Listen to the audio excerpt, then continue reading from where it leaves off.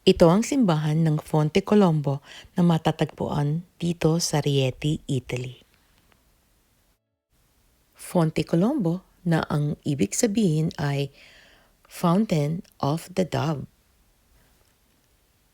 At isa rin ito sa mga 4 na santuario ni Saint Francis, ang Camino di San Francesco. At dito naman ang pinakaloob ng simbahan ng Fonte Colombo.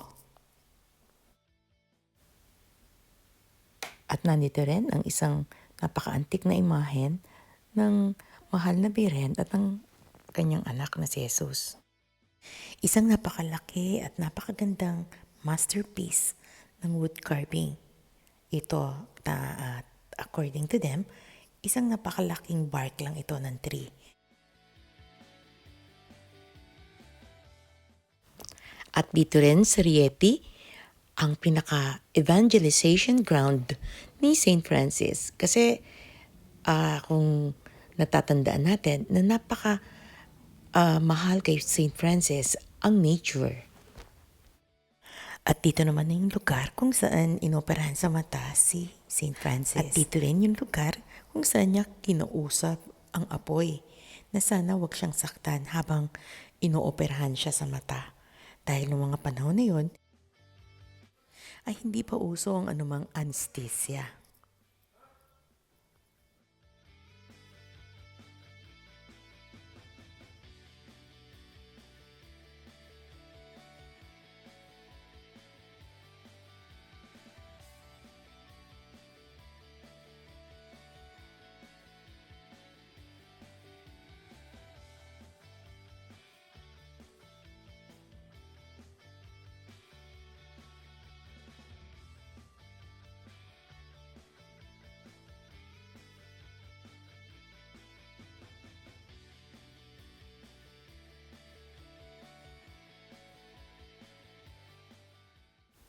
At mapapansin nyo rin na purong batuhan ang mga dinadaanan namin. Dahil parang nakaukit lamang o nakauka lamang sa gilid ng bundok itong kinilalagyan ng Fonte Colombo. At ito yung remaining ng sacred tree kung saan nagkaroon ng apparition si Jesus Christ kay St. Francis.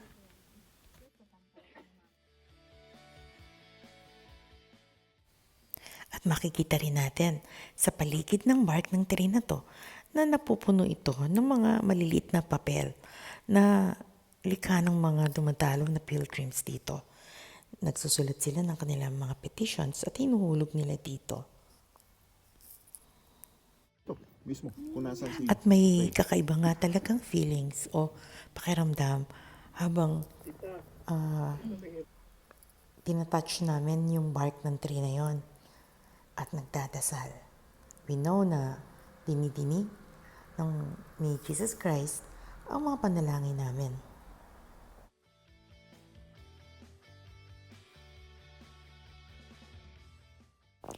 At dito rin sa parting ibaba ng malaking rock na to, matatagpuan yung malaking crack ng bato. At narito sa loob ng mga rehas na to, na kinovered nila kasi ito, para protektahan yung bark ng tree, yung root ng tree, kumbaga. At dahil dito, according to traditions, is dito nagsalita o kinausap ni Jesus Christ si Saint Francis para ibigay sa kanya yung mga rules ng Franciscans. And can you imagine,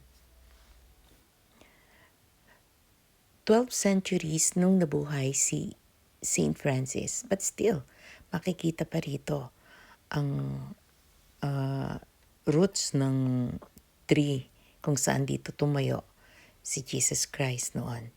And karami namang pilgrims, gusto nilang hawakan yung tree na yon. Kaya sinusuot nila yung mga kamay nila. Very interesting, ano? And so, kamangha-mangha ang lugar na ito. Napakabanal.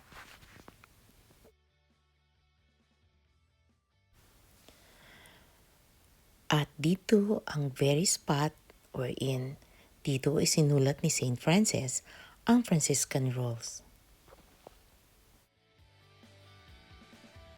Foggy. Foggy, foggy. Sembra che c'è acqua. Sabi yung foggy. Sabi nila pag foggy, mamaya At muli, ito ang Fonte Colombo na lubhang sagrado. So, hanggang sa muli, hanggang sa susunod nating pamamasyal. Paalam!